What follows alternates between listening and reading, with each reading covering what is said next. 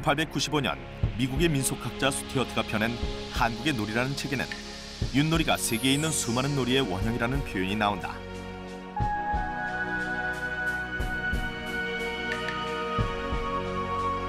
인도의 파치시 놀이나 서양의 체스도 여기에서 전래됐다고 주장했다.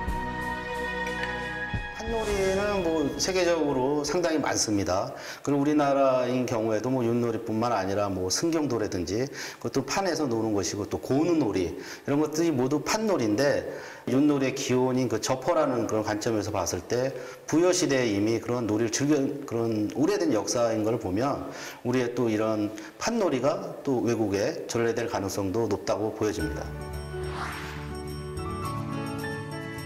선조들의 삶의 철학이 담겨있는 윷놀이는 최근 몇몇 업체에서 온라인 게임으로 서비스 중이다. 윷을 던지고 말을 이동시키면서 서로가 서로를 잡고 잡히는 상황이 흥미진진하게 전개된다. 게임 게시판에는 반전의 재미가 쏠쏠하다는 반응들이다.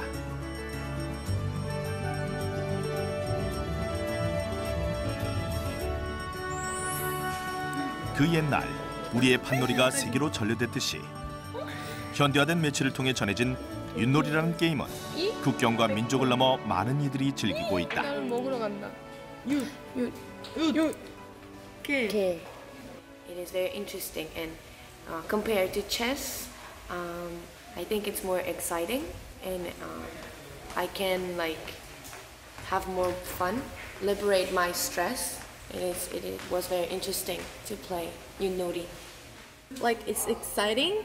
I mean, most of games you need somebody to play with, and like for an internet, it's nice to be playing. It's different when you are playing the real 윷놀이. 지름길이 있고 둘러가는 길도 있다. 앞선이가 이긴다는 보장도 없다.